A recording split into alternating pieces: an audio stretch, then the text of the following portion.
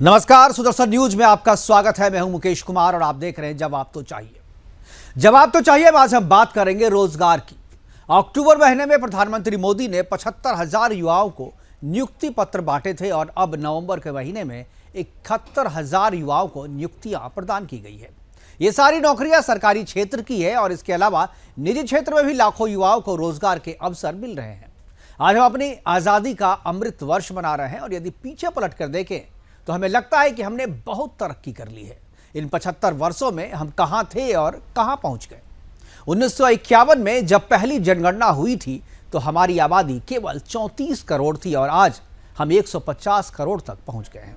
आजादी के समय देश की जो जीडीपी 2.93 करोड़ की थी वो आज बढ़कर 145 लाख करोड़ की हो गई है। एक आम भारतीय की औसत आय 274 रुपये प्रति माह से बढ़कर करीब 1,32,000 रुपये प्रति माह तक हो चुकी है। एक आम भारतीय की औसत आयु जो पहले 34 साल थी केवल, वो अब बढ़कर 69 वर्ष हो चुकी है। हम विश्व की 5वीं सबसे बड़ी अर्थव्यवस्था भी बन चुके हैं। बावजूद इसके हमारे यहाँ 27 करोड़ से ज्यादा लोग आज भी गरीबी रेखा के नीचे बसर करने को मजबूर है।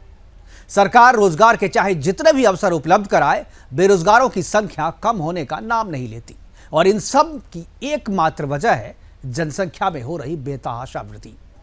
जब तक जनसंख्या वृद्धि को नियंत्रित नहीं किया जाएगा तब तक सारी समस्याएं ऐसे ही सुरसा की तरह मुंह खोले खड़ी रहेगी। आज अपने प्रोग्राम में हम चर्चा करेंगे कि क्या रोजगार का मतलब सिर्फ सरकारी नौकरी है? क्या लाख, 10 लाख या 1 करोड़ बेरोजगारों को नियुक्ति पत्र दे देने के बाद खत्म हो जाएगी बेरोजगारी? क्या बेरोजगारी खत्म करने के लिए जनसंख्या नियंत्रण पहले जरूरी है? और क्या समाज का एक तबका जानबूझकर बढ़ा रहा है अपनी आबादी और खड़ी कर रहा है बेरोजगारी की फौज? करेंगे चर्चा और चर्चा के लिए हमारे साथ कुछ मेहमान जुड़ेंगे, बीजेपी से, कांग्रेस से और एक अर्थशास्त्री अशोक जिंदल भी हमारे साथ जुड़ेंगे। उनका परिचय हम कराएंगे, लेकिन पहले एक रिपोर्ट देखते हैं जो आज 71,000 बेरोजगारों के बीच नियुक्ति पत्र प्रधानमंत्री मोदी ने बांटा है। उस पर एक रिपोर्ट हमने तैयार की है, वो रिपोर्ट देखते हैं। उसके बाद मेहमानों के साथ आपका परिचय कराएंगे और चर्चा की शुरुआत करेंगे। विकसित भारत के संकल्प की सिद्धि के लिए हम आत्मनिर्भर भारत के रास्ते पर चल रहे हैं। हमने 8-10 साल पहले की वो स्थितियां भी देखी हैं जब छोटे से सरकारी काम में भी कई महीने लग जाते थे।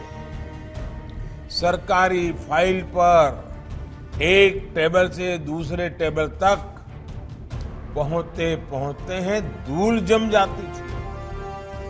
लेकिन अब देश में स्थितियां बदल रही हैं, देश की कार्य संस्कृति बदल रही है।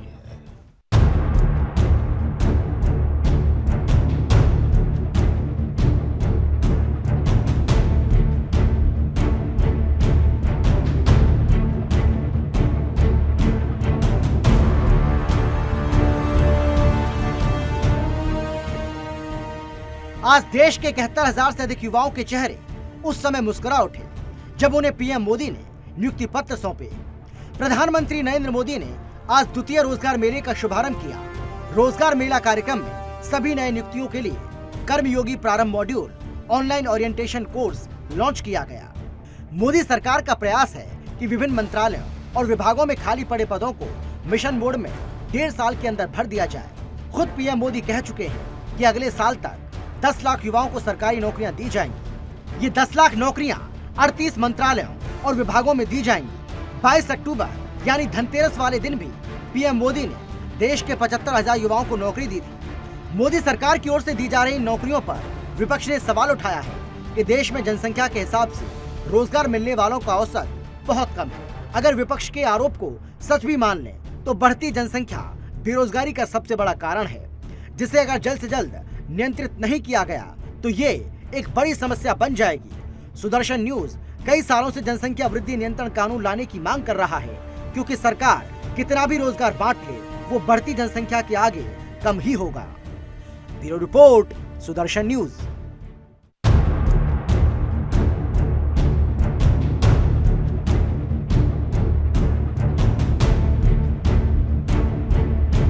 मैं नरेंद्र मोदी जी का धन्यवाद देना चाहता हूं कि मुझे बहुत ही जल्द एक ही साल में मतलब ज्वाइनिंग आ चुकी है अभी काफ़ी फास्ट ज्वाइनिंग हुई है।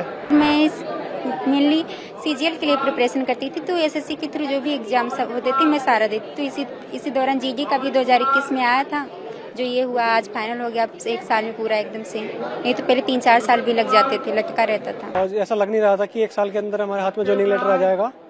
और दिसंबर में पेपर हुए थे और दिसंबर में लगभग भी नवंबर चल रहा है, तो 1 साल के अंदर हमारे हाथ में ज्वाइनिंग लेटर आ गया है। मैं नरेंद्र मोदी जी का धन्यवाद देना चाहता हूँ कि मुझे बहुत ही जल्द 1 ही साल में मतलब ज्वाइनिंग आ चुकी है। अभी काफ़ी फास्ट ज्वाइनिंग हुई है। तो 1 साल के भीतर ज्वाइनिंग लेटर मिल रहा है लोगों को। युवाओं में खुशी है, लोगों में रोजगार उन्हें मिल रहा है। जिन्हें मिला है उनके चेहरे पे खुशी देखी जा सकती है। लेकिन मसला केवल कुछ लोगों को रोजगार देने का नहीं है, बल्कि सबको रोजगार मिले और बेरोजगारी कोई समस्या नहीं रहे, इसका है। और इसी पे हम चर्चा करेंगे। हमारे साथ कुछ मेहमान जुड़ गए हैं। आकाश जिंदल अर्थशास्त्री के तौर पे हमारे साथ जुड़े हैं। इसके अलावा एहसन सिंह बीजेपी के तेज तर्रार प्रवक्ता, और इसके अलावा लखपत बटोला कांग्रेस के तेज तर्रार प्रवक्ता। सभी मेहमानों का स्वागत है। और चर्चा की शुरुआत में एहसन सिंह आपसे करना चाहूँगा और उसके बाद कांग्रेस के पास के प्रवक्ता के पास जाऊँगा। एहसन सिंह, जो आज 71,000 लोगों को नियुक्तियाँ दी गई है, 1 साल के भीतर नियुक्तियां मिली हैं। युवाओं के भी बाइट हमने देखे, उनके रिएक्शन देखे, काफ़ी खुशी थी। लेकिन ये कब तक नियुक्तियां सरकार बांटती रहेगी? और कभी 71,000, कभी 75,000, फिर निजी क्षेत्र में भी दे रही है सरकार नौकरियां। लेकिन आपको क्या लगता है, केवल नियुक्तियां दे देने से या सरकारी नौकरियों में ही केवल बेरोजगारों को एडजस्ट करके ये सारी समस्याएं दूर हो जाएगी, या आपको लगता है कि जो स्वरोजगार के अवसर बढ़ाने की बात सरकार कर रही थी वो और जनसंख्या वृद्धि जो साथ साथ हो रहा है, इसमें कहीं पर मेल नहीं है और इसी के कारण ये समस्याएं सामने आ रही हैं? कैसी बहुत ही बैलेंसिव डिबेट है आपका। मतलब सरकार के पक्ष में भी है और जो समस्या है आप उसको भी उजागर कर रहे हैं। मुकेश जी देखिए, लगातार आपके चैनल के माध्यम से भी बार बार आवाज उठाया जाता रहा, तमाम एनजीओ के माध्यम से भी, और सभी सरकारों ने वो ये बात मानती रही कि कहीं ना कहीं बेरोजगारी के लिए जनसंख्या एक बड़ा कारण है। आज जो है सरकार की तरफ से 71,000 नियुक्ति पत्र बांटे गए, इसके पहले 75,000 बांटे गए थे। और मैं तो कहूंगा स्वरोजगार के लिए 7 वर्ष में हमारी सरकार ने 3,17,000 करोड़ रुपए दिए, लगभग 22 लाख करोड़ रुपए एमएसएमई के माध्यम से दिया, जिसके माध्यम से जो कोरोना काल में तमाम लोगों को दिक्कत आ रही थी उसको भी सहूलियत मिल सके। मुकेश जी अच्छी बात है, लोग ट्रेजरी चलान वाले रोजगार को ही रोजगार मानते हैं, जबकि आकाश जिंदल साहब यहाँ बैठे हैं, वरिष्ठ हैं, ये जानते हैं कि तमाम France, Britain, Germany, America, Canada, तमाम ऐसे बड़े देश हैं जिसमें स्वरोजगार को ही प्राथमिकता दिया जाता है। कोई भी देश जो इतनी बड़ी आबादी का देश है वो ट्रेजरी चलान वाले रोजगार को दे नहीं पाएगा। फिर भी अगर एक आंकड़ा देखा जाए तो 7 वर्षों में लगभग 7 करोड़ 28 लाख रोजगार व स्वरोजगार भारत सरकार ने दिया है। और तमाम प्रधानमंत्री जी कह रहे हैं कि 1.5 वर्ष में भी के अंतर्गत ही हम 10 लाख रोजगार सृजित करके जो भी 38 मंत्रालय हैं उसमें जितने लोग हैं वो रोजगार देंगे। चूंकि बात उसी पे है मुकेश जी कि हम रोजगार कितने देंगे। अगर जनसंख्या वृद्धि इसी बेतहाशा गति से बढ़ती रही तो हम रोजगार कितने को देंगे। स्वरोजगार निश्चित तौर पर हम उत्पन्न कर रहे हैं, चाहे वो आवास के माध्यम से, सड़क के माध्यम से, जो मेडिकल कॉलेज बना रहे हैं, जो मेट्रो बना रहे हैं, जो विनिर्माण के कार्य कर रहे हैं, इन सभी माध्यमों से ढेर सारे रोजगार उत्पन्न करके सरकार ऐसे चीजों को कर रही है। केवल उत्तर प्रदेश को देख लिया जाए, सभी जिले में मेडिकल कॉलेज, कानपुर में मेट्रो रेलवे, आगरा में metro railway, rapid railway, defence corridor, ये सरकार की ऐसी योजना है जिसके माध्यम से रोजगार उत्पन्न हो रहा है। एहसन सिंह जी, ये सबको पता है, रोजगार सरकार उपलब्ध करवाने के लिए हर संभव प्रयास कर रही है, रोजगार उपलब्ध भी करवा पा रही है, लेकिन जो समस्या है वो खत्म नहीं हो रही है। बटोला जी के पास जाऊंगा। लखपत जी, क्या आपको लगता है सरकार सही दिशा में जा रही है रोजगार उपलब्ध करवाने की दिशा में? और जो विपक्ष में से आरोप लगाता रहा है कि बेरोजगारों की संख्या बढ़ रही है, जो वादा किया था नौकरी देने का सरकार ने दिया नहीं, क्या आपको लगता है कि सरकार सही में नौकरी नहीं दे रही है, या सरकार ने जो वादा किया था और जितनी संख्या में नौकरी देनी चाहिए थी, जितनी संख्या में नौकरी मिलनी चाहिए थी, वो संख्या कम है देने वालों की?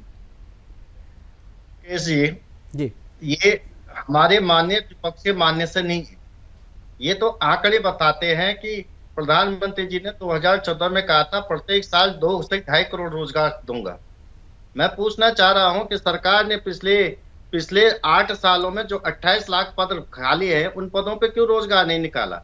मैं एक छोटा सा उदाहरण देता, हमारे अर्थशास्त्री जी भी बता देंगे कि आप बताएं जितने ये पद दे रहे हैं 8 सालों में नियुक्ति पद बांटने का ड्रामा करें, इतने तो केवल रेलवे निकाल देता था पद, केवल रेलवे में इतनी जॉब निकल जाती थी, और जो बैंकिंग सेक्टर है उसमें निकल जाते थे सरकारी बैंक में। ये बताए ना क्या काम तो करें कि ये 75,000 बैंकिंग में तो कभी मैंने देखा नहीं, कब निकला था सर? कुछ एक दो बताइए। 75,000 71,000 बैंक में या रेल में एक साथ कभी नौकरियां निकली हो, मुझे तो याद नहीं। सुन लीजिए, मैं पूरी बात है।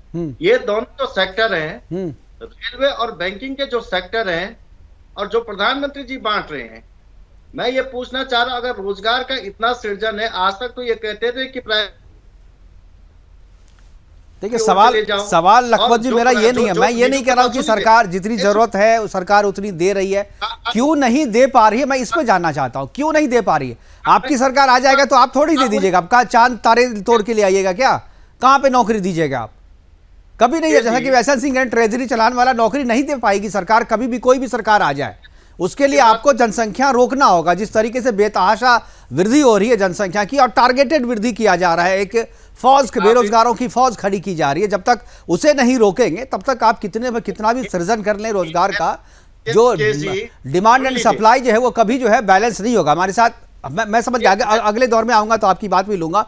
आकाश जी यहाँ पे, मैं आकाश जी से समझना चाहूंगा। आकाश जी लीजिए, आप गलत, ये ऐसी स्थिति है जैसे एंकरों की स्थिति है कि विपक्षों को बोल नहीं ना दे, यही स्थिति भाजपा ने कर रखी। जो आप दूसरे को इंटरप्ट करते, समय दीजिएगा। जितना समय मैंने बीजेपी को दिया उतना ही समय मैंने आपको दिया, फिर भी मैं आपने आरोप लगाया है तो 2 मिनट और लीजिए आप। चलिए आप बोल लीजिए 2 मिनट, फिर मैं आकाश जी के पास जाऊंगा। आकाश जी के खाते से 2 मिनट काट के दे रहा हूं आपको। मेरे कथनों में कमी है तो आप उसको करेक्ट कीजिएगा, मुझे रेक्टिफाई कीजिएगा। मैं आपसे 2-3 चीजें पूछ रहा हूं और यही मैं भाजपा के प्रवक्ता से पूछना चाह रहा हूं कि मैं ये पूछ रहा हूं कि आपने कहा, इन्होंने कहा कि भाई जनसंख्या वृद्धि, मेरी अपनी राय है व्यक्तिगत, आपने कहा कि बेरोजगारी के लिए जनसंख्या वृद्धि का होना, विस्फोटक होना बेरोजगारी की दर है। आपको जान के ताज्जुब होगा कि इस देश में पिछले 100 सालों की स्थिति देखे, विशेषकर 70 साल में स्थिति देखे, तो हर दशक में जनसंख्या वृद्धि की दर को घटी है। और ऐसा नहीं, जब 1947 से लेकर 1970 की दर देखिए और 1970 से लेकर 2000 की दर देखे, 2011 से लेकर 21 की दर देखे, उसमें गिरावट आई है। केवल जनसंख्या का दर देखिएगा, आप बाकी चीजों का भी देखिएगा। आप अब 125 करोड़ जनसंख्या के आधार पे दर निकालेंगे, तब 70-80 करोड़ पे निकालेंगे, दोनों में अंतर होता है। अगर आपको ये डेटा नहीं पता है तो आप ऐसे बैठ जाते हैं। चलिए ठीक है, अगर आप बोल ये आकाश जिंदल जी समझा देंगे आपको, आकाश जी समझा देंगे, आप एक बार समझ लीजिए उनसे। सबसे बड़े चरम पे क्यों है, ये मैं तथ्यात्मक बातें कह रहा हूं। ठीक है, मैं आपने जो तथ्यात्मक बातें कही हैं आकाश जी समझाएंगे आपको। आकाश जी जरा समझाइए, सुन रहे हैं आप? जी, मैं अपने मित्र से प्रार्थना करूंगा मुझे बोलने का मौका दें। जी, मेरे मित्र आए हैं, very high respect for Congress party. कुछ तथ्य मैं रखना चाहूंगा। अभी प्रधानमंत्री मोदी के संदर्भ में बात हो रही थी, इकोनॉमी कैसी रही है, जॉब अपॉर्चुनिटीज कैसी रही है। मेरे मित्र, मैं कुछ फैक्ट्स रखना चाहूंगा। फैक्ट्स ये हैं कि आज आकाश जिंदल या आकाश जिंदल नहीं, ग्लोबल एजेंसीज कह रही हैं कि प्रधानमंत्री मोदी ने जिस तरीके से कंट्री को लीड किया है, हमारी कंट्री 3rd लार्जेस्ट इकोनॉमी बनने की संभावना रख रही है 2027 में।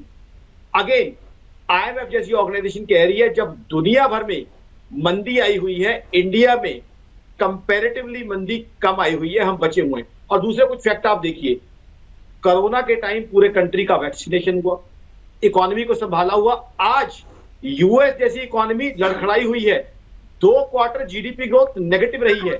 बिल्कुल। यूके जैसी इकोनॉमी का हाल देखिए, China 2nd biggest economy of the world, मैं तो डेटा दे रहा हूं, मात्र 0.4% ग्रोथ है एक क्वार्टर में। छोटी इकोनॉमी देख लीजिए, श्रीलंका का क्या हाल है। आपके साथ एक बहुत अनुभवी और बहुत अच्छे एंकर हैं जिनको पता है श्रीलंका में क्या हाल हुआ है। बहुत सी डिबेट्स इनके साथ मैंने किए हैं। ही नोज, मुकेश जी जानते हैं श्रीलंका में कितनी क्वालिटी डिबेट्स हमने किए हैं।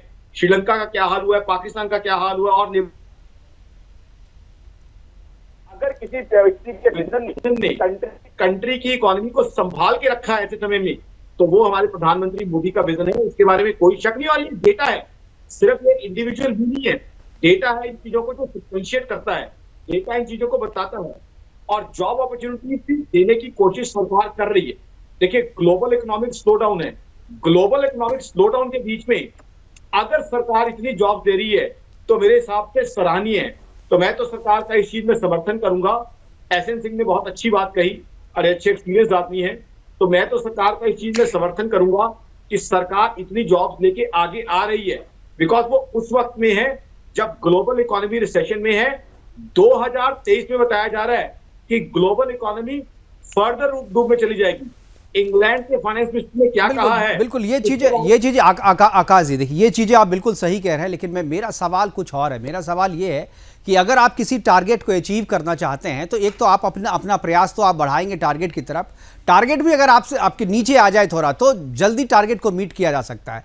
मेरा कहना है कि जो सबसे ज़्यादा जो प्रॉब्लम है, अगर ये इतनी बेरोजगारी बढ़ी है तो उसकी जो वजह है आप देखेंगे तो वजह क्या है? वजह तो जनसंख्या जो है एक ऐसी चीज़ है जो हर एक समस्या के पीछे जनसंख्या ही खड़ी है। और जिस तरीके से बेतहाशा जनसंख्या बढ़ रही है और ख़ासतौर पर एक समुदाय के द्वारा टारगेटेड अपनी आबादी बढ़ाई जा रही है और बेरोजगारों की फौज खड़ी की जा रही है, अगर ये होता रहा तो आप कितने भी रोजगार के अवसर सृजन कर ले उसका, आप इस टारगेट को मीट नहीं कर पाएंगे। तो आप तो रोजगार के अवसर जो उपलब्ध करा रहे हैं वो तो कराते रहिए, लेकिन साथ में जनसंख्या नियंत्रण के लिए जो कानून लाने की बात जो मांग चल रही है, क्या आपको लगता है कि वो पहले आना चाहिए? तब हमें बेरोजगारी की समस्या को समाधान की तरफ हम जो निकलेंगे, जो फार्मूला देंगे वो ज्यादा कारगर तरीके से लागू हो पाएगी और उसका रिजल्ट भी जो है जल्दी आएगा। जी मुकेश जी, मेरा ये मानना है जी कि जनसंख्या का कंट्रोल करना हमारे लिए बहुत जरूरी है, क्योंकि देश के रिसोर्सेज पे लगातार बोझ पड़ता जा रहा है। तो कहीं ना कहीं पॉपुलेशन कंट्रोल बहुत जरूरी है। ऐसा नहीं है कि जॉब अपॉर्चुनिटीज नहीं आ रही हैं, जॉब अपॉर्चुनिटीज आ रही हैं। सरकार के अच्छे एफर्ट्स की वजह से प्राइवेट सेक्टर में, गवर्नमेंट सेक्टर में सब जगह जॉब अपॉर्चुनिटीज है। बट हो क्या रहा है, हमारी पॉपुलेशन ग्रोथ उसे आउटपेस कर रही है। तो कहीं ना कहीं हमें अपनी पॉपुलेशन ग्रोथ को भी रोकना होगा, ताकि लोगों को जॉब्स भी दे सके, इकोनॉमिक ग्रोथ भी दे सकते, पर कैपिटा इनकम भी दे सके। ये जो थर्ड बिगेस्ट इकोनॉमी बनने वाली है हमारी कंट्री, उसका फायदा तभी होगा जब जनसंख्या भी हमारी जो है कम रहेगी, ताकि लोगों को हम उसका बेनिफिट दे पाए। आज देखिए पूरे सिस्टम के ऊपर प्रेशर है, सड़कों के ऊपर प्रेशर है, पब्लिक मशीनरी के ऊपर प्रेशर है, हर चीज के ऊपर प्रेशर है, बिकॉज पॉपुलेशन हमारी बढ़ती जा रही है। बिल्कुल। और पॉपुलेशन ऐसी बढ़ती गई तो चाइना को भी हम आउटपेस कर जाएंगे आज की तारीख में। तो आई थिंक इसके लिए पहले तो अवेयरनेस, जागरूकता बहुत जरूरी है, नेशनल कैंपेन बहुत जरूरी है, और उसके बाद जो है अगर रिक्वायरमेंट है तो इस तरीके से रेगुलेशन लाए जाए ताकि हम पॉपुलेशन को जो है कंट्रोल कर सके, ताकि हमारे देश के जितने भी वासी हैं तो उनको जो है हम अच्छी अपॉर्चुनिटी दे सके। बिल्कुल, एक अच्छे लाइफ स्टाइल के लिए जो है आपको जनसंख्या का नियंत्रण जो है वो बहुत ही ज़्यादा ज़रूरी है। लखपत जी, क्या आपको लगता है कि बेरोजगारी की जो समस्या है वो जुड़ी हुई है जनसंख्या की समस्या से, और जब तक उस पर आप कोई कानून नहीं लाते हैं, जब तक उसको आप नियंत्रित नहीं करते हैं, तब तक इस बेरोजगारी की समस्या का आप अस्थायी समाधान नहीं कर पाएंगे? देखिए मुकेश जी, मैं आपकी इस तथ्य से बिल्कुल सहमत नहीं हूं कि बेरोजगारी के लिए हमारी जो पॉपुलेशन है वही जिम्मेदार है। सरकार की नीतियां, मैं यही तो आपसे कह रहा हूं कि अगर 1947 से लेकर, मैं 1910 की बात कर रहा हूं, और 1910 से लेकर 2021 तक के आंकड़े देखेंगे तो हर तक में जनसंख्या वृद्धि की दर घटी है, और वर्तमान दौर में जो सबसे कम घटी 2010 से लेकर 21 के बीच घटी है। तो बेरोजगारी की दर क्यों बढ़ी, पहली बात है। दूसरी बात, मैंने आपसे कहा, सुन लीजिए, मैं ये कह रहा हूं, हमारे मित्र कह रहे थे कि मोदी जी ने बहुत देश को संभाल रखा है। ये 100 इंडेक्स पे जो हम आए हैं, ये देश संभालने के कारण 105वें नंबर पे चले गए हैं। मैं दूसरी बात आपसे पूछा हूं, जो डॉलर इस आंकड़े पे आप कैसे यकीन करते हैं? क्या आपको लगता है कि हम अफगानिस्तान से भी नीचे हैं? अफगानिस्तान से हम नीचे, हम पाकिस्तान से नीचे, क्या आपको लगता है ये सारे मैनिपुलेटेड आंकड़े हैं? वो कोई क्रेडिबल एजेंसियां नहीं है, वो आप भी जानते हैं इस बात को, उस एजेंसी पे विश्वास नहीं किया जा सकता। खैर, ये राजनीति के लिए आप लोग करते हैं तो आप करते रहिए, लेकिन पूरा देश जो है उस आंकड़े पे या हंगर इंडेक्स के आंकड़े पे भी यकीन नहीं कर रहा है। कोई भी नहीं मानेगा कि भारत की स्थिति हंगर इंडेक्स में अफगानिस्तान और पाकिस्तान से नीचे है। ये अपने आप में बताता है कि ये जो एजेंसी है वो फेक एजेंसी है। तो यदि आप ही को कहना है और आपको सरकार और अपना पक्ष रखना चैनल का, तो मत कहिए हमको। मैंने आपसे पहले कही, मुझे अगर देते, मैं अगर गलत कहता हूँ, सुन लीजिए, मुझे गलत कहता तो आज मुझे रेक्टिफाई कीजिए, लेकिन मुझे पहले पूरी बात करें। मैं पूछना चाह रहा हूँ, अरे पूरी डिबेट में 1 घंटा आप ही बोलेंगे क्या? 2 मिनट ऐसा नहीं, मैं आऊंगा आपके पास, बोलने दीजिए इनको लगता है कि हम इन्हें टाइम नहीं दे रहे। मैं आपके पास आ रहा हूँ, जल्दी फिनिश कीजिए। लखपत में सबसे निचले स्तर पे हम, क्या ये गलत कहा जा रहा है? चाइना का 750% व्यापार हिंदुस्तान के अंदर बढ़ा, क्या ये भी मैं गलत कह रहा हूँ? मैं पूछना चाह रहा हूँ आपसे, इन चीजों पे आप जवाब दीजिए। क्या इसके लिए पॉपुलेशन जवाबदेही है? सरकार की कोई नीतियां जवाबदेही नहीं, ठीक है, हिंदुस्तान के ठीक है, एहसन सिंह जवाब देंगे, नहीं तो फिर जी का मैं दर्जा आकाश जी जाने के पास जाऊंगा, लेकिन पहले एहसन जी आपका जवाब दे देंगे। एहसन जी जवाब दीजिए। ठीक है, हो गया, आप समझ गए। आपने क्या पूछा, क्या जानना चाह रहे हैं, समझ गए, सुन लिए। कांग्रेस के प्रवक्ता ने कहा कि भाई बेरोजगारी, अरे भाई आप सुन लीजिए, लखपत जी अब सुन लीजिए। सब सुन लीजिए, लखपत जी अब सुनिए। देखिए, अच्छी बात है मुकेश जी, इन्होंने कहा कि भाई जनसंख्या में वृद्धि नहीं हुआ है। जनसंख्या में वृद्धि किसकी नहीं हुआ है मुकेश जी, आप बताइए। एक लोग 84% थे, घट के 79%। लखपत जी आप बीच में मत बोलिए। थे और बढ़कर लखपत जी मैं आऊंगा आपके पास, अभी एक दूसरे के साथ बोलेंगे तो कोई किसी की बात सुन नहीं पाएगा। आप लखपत जी आपके पास आऊंगा। लगा दी है, शांत रहिए, ये आपके कारण हुआ है। लखपत जी का थोड़ा डाउन कीजिए। के जड़ में आपके हैं। लखपत जी की आवाज को मुकेश जी कम करा। देखिए मुकेश जी, इन्होंने अच्छी बात कही। इन्होंने कहा कि जनसंख्या में वृद्धि नहीं हुआ है, एक खास समुदाय के जनसंख्या में वृद्धि हुआ है। जो आजादी के समय में 7% थे, आज 14.5 से 16% है। एक लोग जो 84% थे, आज घट के 79% है। निश्चित तौर पे उनकी आबादी घटी और दूसरे समुदाय की आबादी बढ़ी है मुकेश जी।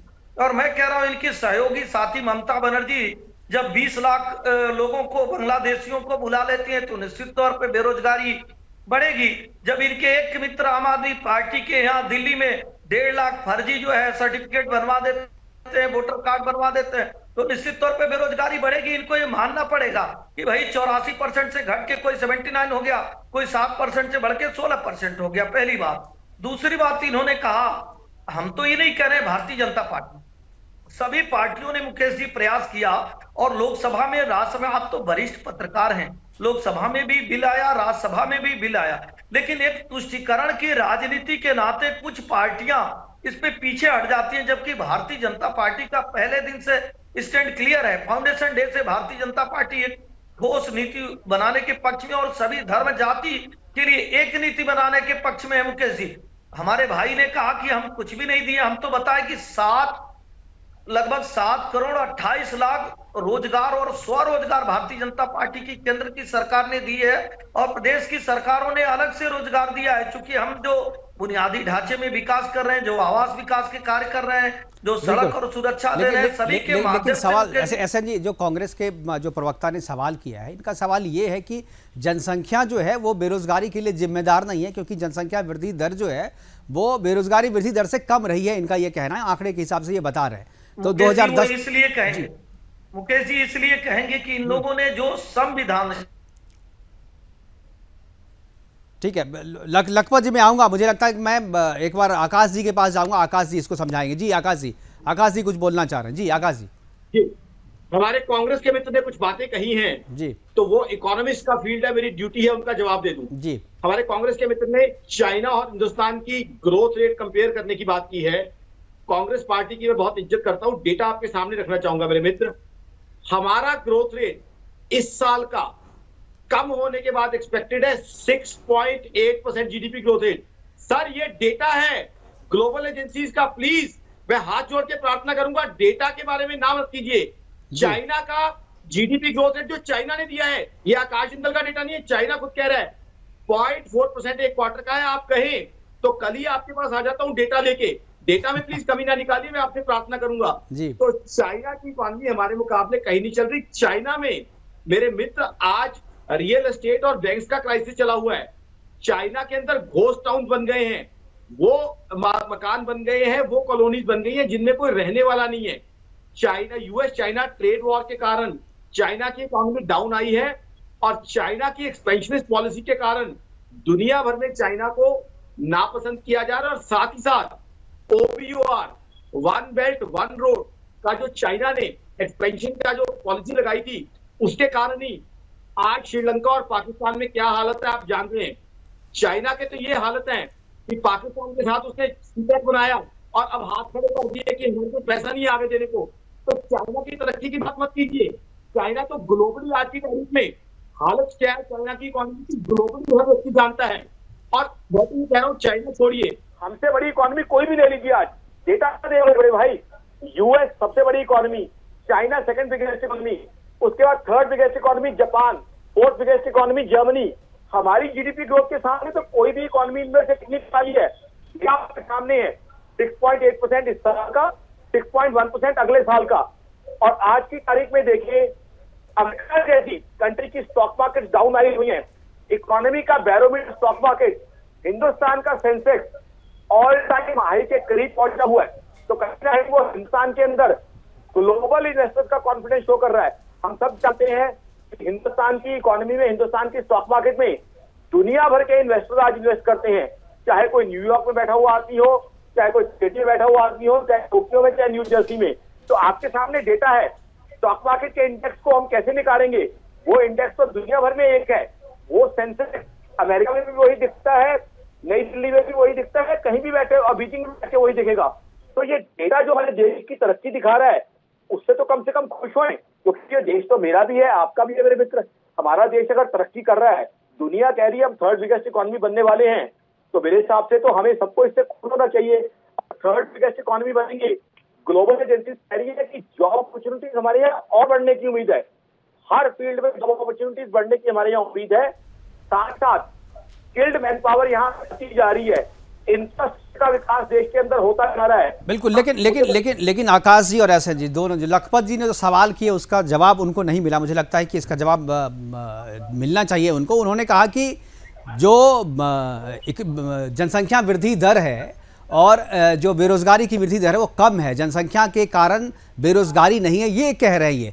क्या आपको लगता है ये सही कह रहा है? मैं इसका जवाब चाह रहा हूं। मुझे लग रहा है कि नहीं मुकेश जी सभी लोगों ने स्वीकारा। इस पे तो बहस लोकसभा में हुई, आप तो कवर नहीं, मैं वही कर रहा। मैं दूसरी बात कर रही हूं। ये जो सवाल है इसका सीधा जवाब देना चाहिए कि केवल 2014 के बाद के आंकड़े को आप केवल मत देखिए। 2051 से शुरू हुई थी जनगणना, 2051 से लेकर के 2011 तक, 1951 से लेकर के 2011 तक अगर आप आते हैं तो जनसंख्या वृद्धि दर अगर सही में कम है तो बेरोजगारी वृद्धि दर जो है वो बढ़ी है ना।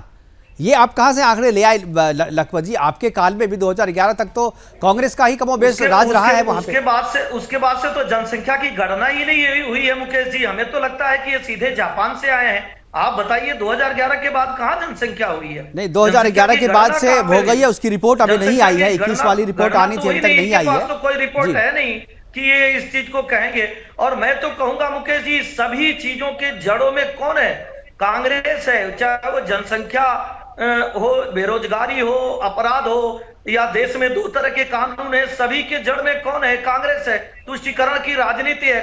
भारतीय जनता पार्टी की सरकार तो सबके विकास के नारे को बुलंद कर रही है, सबके लिए कार्य कर रही है। मुकेश जी कोई ऐसी योजना बता दीजिए जो हम क्षेत्र, जाति, धर्म देख कर ले आते हैं। लेकिन हजारों योजनाएं ऐसी हैं जो ये लोग एक धर्म के लिए कहते थे कि माइनॉरिटी के स्कूल होंगे, माइनॉरिटी कितने भी बच्चे पैदा कर सकते हैं, मेजॉरिटी के लिए अलग कानून, माइनॉरिटी के लिए अलग कानून।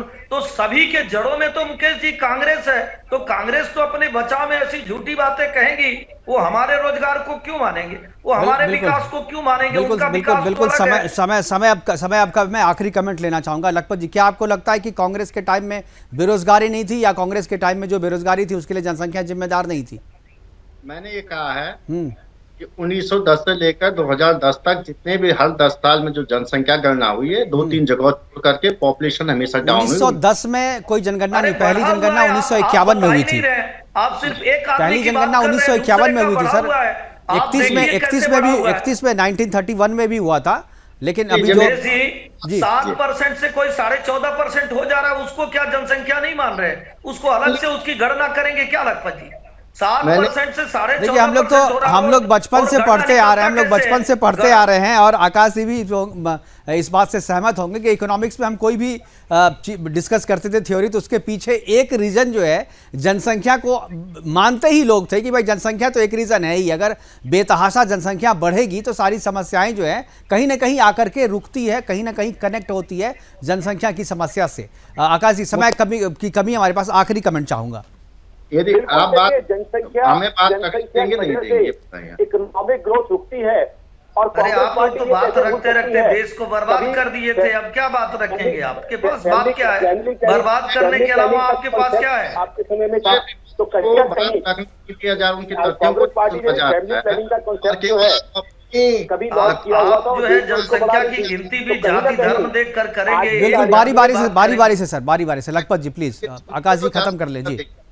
मैं ये कह सकता हूँ कि लखपत जी एक बार आकाश जी खत्म कर लेंगे, फिर आपके पास आएंगे जी। देखिए लखपत जी, मैं ये कहना चाहूंगा, आज की तारीख में देश ग्रो कर रहा है, देश तरक्की कर रहा है और नौकरियां बढ़ने की संभावना है। तो कहीं ना कहीं इकोनॉमी के इन इंडिकेटर्स को हमें देखना पड़ेगा। और आपकी कांग्रेस पार्टी ने भी बहुत अच्छा योगदान दिया है कभी इकोनॉमी में, इससे कोई शक नहीं है। बट आज देश तरक्की कर रहा है और कहीं ना कहीं मेरा ये मानना है कि आज कंट्री के रिसोर्सेज के ऊपर प्रेशर है।